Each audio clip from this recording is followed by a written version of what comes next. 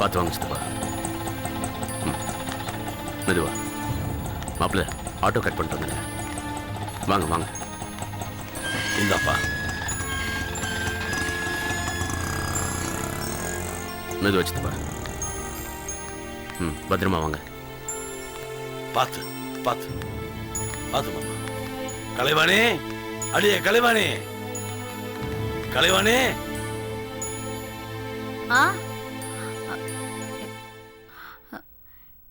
இப்ப எப்படி இருக்கு? டாக்டர் என்ன சொன்னாங்க? பரவாயில்ல, ஷாக் ட்ரீட்மெண்ட் கொடுத்தாங்க, கொஞ்ச நாள்ல சரியாயிடுமா. சித்தப்பாக்கு ஒன்றும் இல்லைம்மா, ஏதோ அதிர்ச்சியில் இந்த மாதிரி ஆயிடுச்சு. மாத்திரை எல்லாம் கொடுத்துருக்காங்க, சரியா போயிடும்னு சொல்லியிருக்காங்க. வாங்க சித்தப்பா. வாங்க சித்தப்பா. தாகமா இருக்கு. ஒரு போய் கொண்டு நிமிஷம் வா. வாங்க சித்தப்பா வாங்க. போங்க மாமா. மெதுவா வாங்க, அப்படி உட்காருங்க.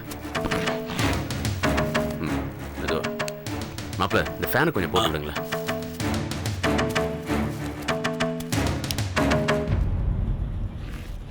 தேவையில்லாம ஹாஸ்பிட்டலுக்கு கூட்டு போய் பில்லை தீட்டி விட்டானுங்க. மாப்பிள்ள, தேவையில்லாம பேசாதீங்க. எனக்கு சித்தப்பா விட காசு ஒன்றும் பெருசு இல்லை. சரி சரி சரி, அழக்கூடாதுன்னா அழக்கூடாது. இந்தாங்க சித்தப்பா.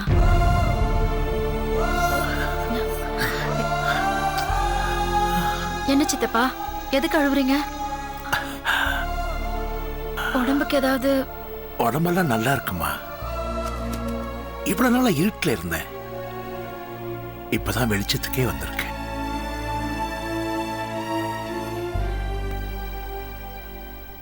உடம்பல ஒரு காலம் போற நன்றி கடன் பட்டிருக்கேன்பா.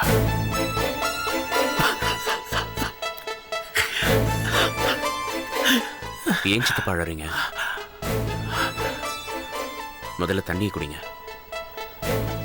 சித்தப்பா, நான் உங்களுக்கு செய்யாம வேற யாருக்கு செய்ய போறேன்? மனசு போட்டு குழப்பிக்காதீங்க. கலைவாணி, குழந்தை என்கிட்ட கொடுத்துட்டு சித்தப்பாவை கூட்டு போய் படுக்கவே. கொடு. போங்க, போய் படுங்க. எதையும் யோசிக்காதீங்க, போங்க. வாங்க சித்தப்பா. பார்த்து போங்க. பார்த்து கூட்டு போக கலைவாணி. பார்த்து வாங்க. மெதுவா.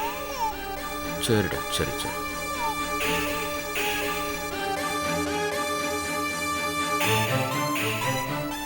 சரி சரி, ஒன்றும் இல்லைம்மா. ஒன்றும் யோசிக்காதீங்க சித்தப்பா, எல்லாம் சரியாயிடும். நாங்கெல்லாம் இருக்கோம்ல, படுத்து ரெஸ்ட் எடுங்க.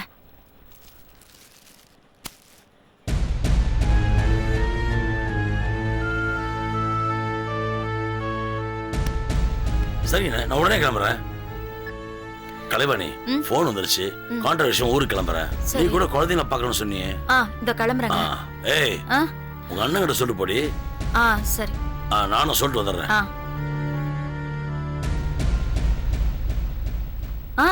அதுக்குள்ள தூங்கிட்டாளா? ஆமாமா. மச்சான், ஹாஸ்பிட்டல் செலவு போ மிச்சம். எதுக்கு அவசரம்? பொறுமையா கொடுக்கலாம். ஆனா ஊருக்கு போறோம், புடிங்க. நீங்க வேற என்ன நீங்க? சரி அண்ணே, நானும் குழந்தைங்களை பார்க்க ஹாஸ்டலுக்கு போயிட்டு வரேன். அப்படியேம்மா? சரி, போயிட்டு வா. அப்புறம் இந்த வச்சுக்க. வேணாம் அண்ணே, போகும்போது ஏதாவது வாங்கிட்டு போமா, வச்சுக்க. கேட்டதா சொல்லு. வரும்போது உன் குழந்தைங்களை கூட்டிட்டு வர வேண்டியதானே? இப்ப எக்ஸாம் நடக்குதுண்ணே, இப்ப விட மாட்டாங்க, ரொம்ப ஸ்ட்ரிக்ட். லீவ்ல கூட்டிட்டு வந்துக்கலாம். சரிம்மா. அண்ணே, சித்தப்பாக்கும் உடம்பு சரியில்லை, அவரையும் பார்க்கணும். பாரதியையும் நீங்க ஒரே ஆளா பார்க்கணும். பாரதிய நான் வேணா கூட்டிட்டு போறேனே, குழந்தைங்களும் பாரதிய பார்த்த மாதிரி இருக்கும். பாரதியை கூட்டிட்டு போறேன்னு சொல்றது உன் குழந்தைங்களுக்கு காட்டுறதுக்காகவா, இல்ல செல்லம்மாவுக்கு காட்டுறதுக்காகவா? திபார் கலைவாணி, என் குழந்தைய அங்க திருட்டுத்தனமா கூட்டிட்டு போறேன்னு தெரிஞ்சது அப்ப நான் மனுஷனா இருக்க மாட்டேன். அண்ணே சுமாரு. உன் அண்ணி மேல உனக்கு பாசம் இருந்தா நீ போ. யார் தடுத்தாங்க? நான் ஏற்கனவே சொல்லிட்டேன், என் பாரதிக்கு அப்பா மட்டும்தான், அம்மா இல்ல, அவ செத்துட்டான்னு. ஆச்சா, ஏன் இப்படி பேசுறீங்க? நீங்க சும்மா இருங்க மாப்ள. விடுங்க. அண்ணன் என்ன புரிஞ்சுக்கிட்டது அவ்வளவுதான். ஆனா ஒண்ணு மட்டும் சொல்றேனே, அண்ணி அன்னைக்கு குழந்தைய கூட்டிட்டு போகாம இந்த வீட்டுல விட்டுட்டு போனது பலவீனம்னு நீங்க நினைக்கிறீங்க. அது பலவீனம் இல்லைன்னு, பாசம், பெருந்தன்மை. நான் நினைச்சா எங்க விடனாலும், ஏன் இந்த வீட்லயே உங்களுக்கு தெரியாம அண்ணிய கூட்டிட்டு வந்து குழந்தைய காட்ட என்னால முடியும். ஆனா அந்த மாதிரி திருட்டுத்தனம் பண்ண வேண்டிய அவசியம் எனக்கு இல்ல. அண்ணியும் அப்படிப்பட்டவங்க இல்ல. கலைவாணி விடுமா, உங்க அண்ணன் தானே பேசுறாரு. போற நேரத்தை கண்ணை காசிக்கிட்டு கிளம்பு. போன்னு சொல்றேன்ல, போ. வர மச்சான்.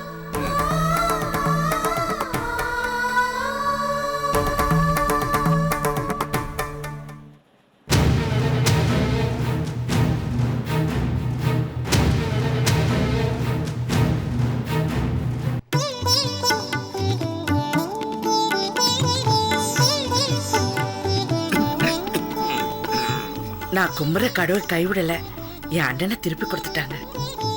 செல்லம்மா, இந்த உடம்புல இன்னும் உசுர் இருக்குன்னா அதுக்கு ஒரு காரணம் இருக்குமா? என்ன மன்னிச்சிட்டேன்னு ஒரு வார்த்தை சொல்லுமா, நான் நிம்மதியா போய் சேருவேன்.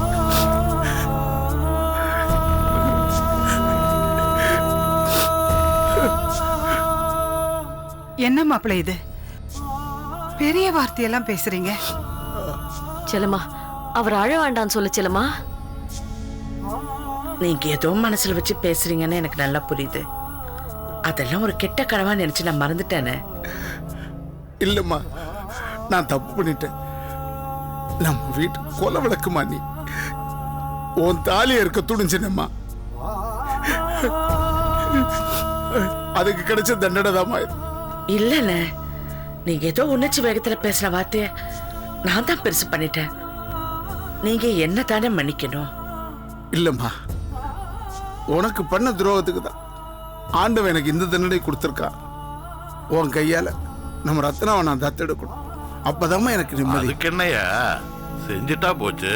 இப்பதான் நீ குணமாயிட்டல, சீக்கிரமாவே செஞ்சிருவோம். செல்லம்மா, பாரதி எங்க?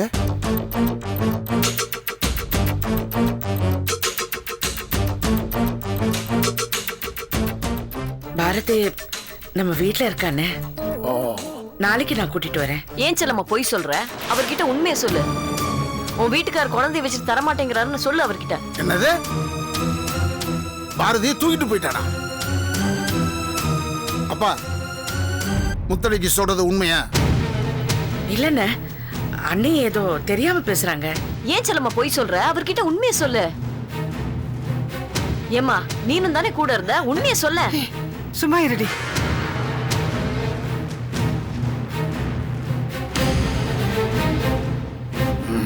அவன ஐயா ஐயா ஐயா கடற்கரை, ஏதாவது சொல்லி தொலைங்களேன். நீ டென்ஷன் ஆகாதயா. நம்ம குடும்பத்துல ஏதோ கெட்ட நேரம், சில விஷயங்கள்லாம் இப்படி நடந்து போச்சு. சுத்தி விளைக்காம என்ன நடந்துச்சுன்னு சொல்லுங்கப்பா.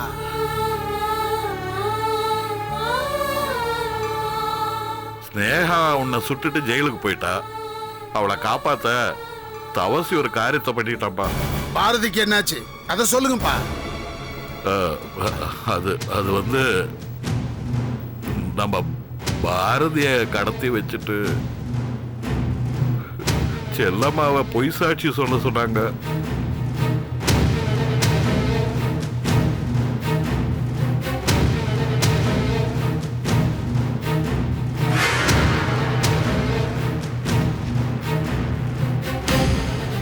கடைசியில கோர்ட்ல செல்லம்மா ஸ்னேகாவுக்கு எதிராகவே சாட்சி சொல்லிட்டாப்பா.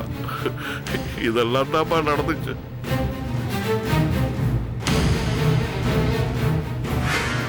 பாரதிக்காக பொய் சாட்சி சொல்லுன்னு வடமல்ல செல்லம்மா கிட்ட கேட்டிருந்திருக்காரு. பாரதி மேல இருக்கிற பாசத்துல மாமாவும் பொய் சாட்சி சொல்லுன்னு சொல்லியிருக்காரு. ஆனா செல்லம்மா தான் உறுதியா இருந்திருக்கா. உங்களுக்கு துரோகம் பண்ணக்கூடாதுன்னு அவ போய் நிஜத்தை கோர்ட்ல சொல்லி அந்த ஸ்னேகாக்கு தண்டனை கிடைச்சு அவ ஜெயிலுக்கும் போயிட்டாங்க. பாரதிக்கு என்னாச்சு? மாப்பிள்ள, செல்லம்மாவோட நல்ல மனசுக்கு பாரதி ஒரு ஆபத்தும் இல்லாம நல்லபடியா இருக்க. கடத்தல்காரங்க கேட்ட 5 லட்சம் ரூபாயை கொடுத்து வடமலை காப்பாத்தி கூட்டிட்டு வந்துட்டார். ஆனா தப்பு செஞ்சதுக்கு தண்டனையா அந்த தவசி பைத்தியக்கார ஆஸ்பத்திரியில் கிடக்குறான். நானும் செல்லம்மாவும் பாரதியை கூட்டிட்டு வர மாப்பிள்ளை வீட்டுக்கு போனோம். ஆனா மாப்பிள்ளை பாரதியை கொடுக்க முடியாதுன்னு சொல்லிட்டாருப்பா. பாவம் செல்லம்மா உனக்காக எல்லாத்தையும் இழந்துட்டு நிக்கிறாப்பா. பாரு அவ கோலத்தை, என்னால தாங்க முடியலப்பா. செல்லம்மா, செல்லம்மா, இங்க வா. செல்லம்மா, இதுக்கெல்லாம் காரணம் நான் தானே. ஸ்னேகிட்ட போய் எல்லாரையும் விசிறி அடிச்சிட்டேன். நீ உனக்கு கவலைப்படாதம்மா. உன் குழந்தை பாரதிய நான் உன்கிட்ட சேர்க்கிறேன். அப்பா, மாப்பிள்ளை வடமல்லி இப்பயே வர சொல்லுங்க, நான் பேசுறேன். அவன் கை காலில் விழுந்தாலாவது. வேண்டானே, எனக்காக யார் காலையும் விழ வேண்டிய அவசியம் இல்லை. நான் நினைச்சிருந்தா அன்னைக்கே பாரதியை தூக்கிட்டு வந்திருப்பேன். அவருடைய வரட்டு கௌரவத்தோட மோத வேண்டாம் விட்டுட்டு வந்துட்டேன். இல்லம்மா, நீ பாரதியை பிரிஞ்சு எப்படி நான் யார்கிட்ட என்ன விட்டுட்டு வந்திருக்கேன்? பெத்த அப்பா கிட்ட தானே. நான் எப்ப வேணாலும் போய் பார்ப்பேன். அது தடுக்கிற உரிமை யாருக்குமே கிடையாது. பாரதி மட்டும் இல்லம்மா, வடமலையும் உங்களோட சேர்த்து வைக்கிறேன். நான் பேசுறேம்மா. வேண்டாண்ட, அவர் ரொம்ப கோபத்துல இருக்காரு. இந்த நேரத்துல நீங்க அவரை பாக்குறது நல்லதில்ல. இந்த பிரச்சனை இப்படியே விட்டுடுங்க. இல்லம்மா, நான் ஏன் விட்டுடுங்கண்ணே. நீங்க முழுசா குணமாய் வாங்க, அப்புறம் பேசிக்கலாம்.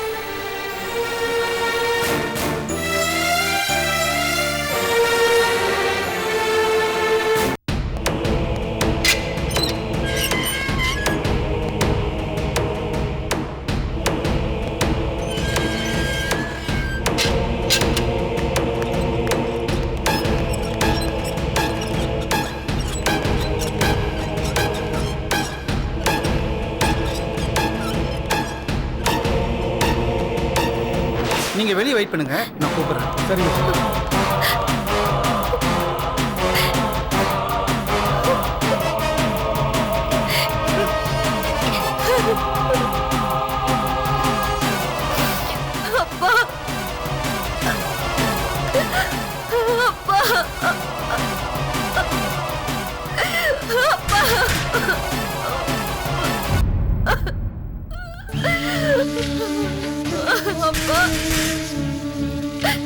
அப்பா,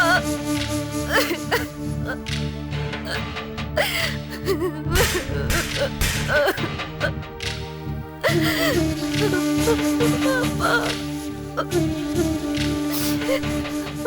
அப்பாக்கு இன்னும் சரியாகலையா? இப்போ கொஞ்சம் தேவலை மேடம், சீக்கிரம் குணமாயிருன்னு டாக்டர் சொல்லியிருக்காரு. அவரை பத்தி நீங்க ஒன்றும் கவலைப்படாதீங்க மேடம், நான் பாத்துக்கிறேன். அந்த நம்பிக்கையில தான் நானும் இங்க நிம்மதியா இருக்கேன். மேடம், உங்ககிட்ட ஒரு முக்கியமான விஷயம் சொல்லணும். ஹாஸ்பிட்டல் இருக்கிற கடற்கரைக்கு சுயநினைவை திரும்பிடுச்சு மேடம்.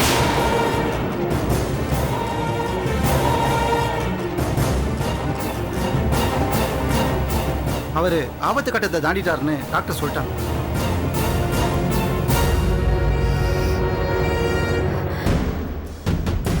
பொழைக்க மாட்டான்ல நினைச்சேன், என்னால நம்ப முடியல. போய் சேர்ந்துருவான்னு நினைச்சேன். நல்லா விசாரிச்சீங்களா? நான் நல்லா விசாரிச்சிட்டேன், விஷயம் உண்மைதான். அந்த ஆள் உயிரோட இருக்க கூடாது வக்கீல் சார். அவன் சாகணும். நானே அவனை என் கையால கொன்னுடணும். மேடம், என்ன மேடம் உளறீங்க? இப்பதான் கொலை முயற்சி கேஸ்ல 7 வருஷம் தண்டனை வாங்கி உள்ள வந்திருக்கீங்க. எப்படியோ அந்த கடற்கரை உயிர் பழிச்சிட்டான். அதை வச்சு உங்களுக்கு பெயில் வாங்கிலாம் நான் நினைச்சிட்டு இருக்கேன். இப்படிலாம் உணர்ச்சி வசப்பட்டீங்கன்னா காரியமே கட்டு போயிடும் மேடம்.